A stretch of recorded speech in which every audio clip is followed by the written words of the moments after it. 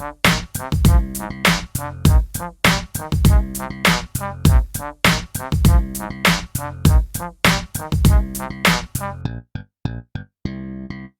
marks Spyro's 20th anniversary.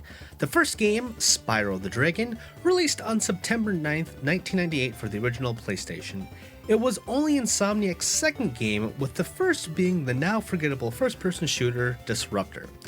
Both Insomniac and Spyro certainly have made a name for themselves between 1998 and now. Before we get to that, let's first explain what Spyro is. As the name would suggest, Spyro is a dragon, and thus he has all the potential of said dragons. He can fly, breathe fire, and a multitude of other things the games have made up as they went. By and large, they are all action platformers in some regards, whether that be in 2D, 3D, or from the top-down perspective. Also, most games appear to be about one thing. Spyro is the one dragon left behind to save his kin. That's how the first game starts out anyway. His elders are turned to stone by an evil mastermind and he has to resurrect them. It was your typical 3D platformer at the time, and from what I played across all other games, well, it seems like not much changed. I'm kind of dancing on the subject, so I may as well get to all 13 games in terms of release dates. I'll skip the first since I already introduced it in the intro. These are all based on North American release dates with the original platform launches for said dates. Some were later ported to other consoles, but to make things less confusing, I structured the list as thus. Spyro 2, Ripto's Rage, released on November 2nd, 1999 for the PS1. Spyro Year of the Dragon, released on October 24th, 2000 for the PS1. Spyro Season of Ice, released on October 29th, 2001 for the Game Boy Advance. Spyro Season of Flame, released on September 25th, 2002 for the Game Boy Advance. Spyro Enter the Dragonfly, released on November 5th, 2002 for the PS2. Spyro Attack of the Rhinox, released on October 27th, 2003 for the Game Boy Advance. Spyro Orange the Cortex Conspiracy, released on June 3rd, 2004 for the Game Boy Advance. And I should mention it also released alongside Crash Bandicoot Purple, Ripto's Rage. They were kind of two coins of the same side, or however that saying goes. Next we have Spyro A Hero's Tale, released on November 9th, 2004 for the GameCube, PS2, and Xbox. Spyro Shadow Legacy, released on October 18th, 2005 for the DS.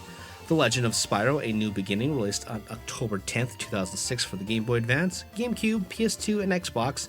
The Legend of Spyro The Eternal Night, released on October 2nd, 2007 for the Game Boy Advance, DS, and PS2. And finally, we have The Legend of Spyro Dawn of the Dragon, released on October 21st, 2008 on the DS, PS2, PS3, Wii, and Xbox 360. The first three games were published by Sony and developed by Insomniac Games. After Year of the Dragon, the third game, they decided to move on with their next big project, which was Ratchet & Clank for the 2002 PS2. Afterwards, Spyro went third party, being published and developed by a plethora of companies including Digital Eclipse, Chrome Studios, Amaze Entertainment, Activision, Vivendi, and so many more. It's a real hodgepodge of talent, and may explain why the brand became so diluted. See, from 1998 to 2008, there was a new game every year, sometimes more, then at long last, a break for exactly a decade. Earlier this year, in April, Activision announced the Reignited trilogy.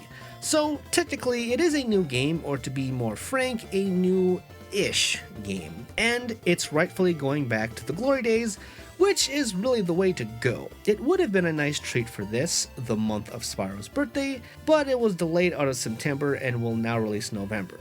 At least it's still in 2018. Also, yes, I know what you're thinking, Spyro fans. Technically, there were games released in between this and 2008's Dawn of the Dragon.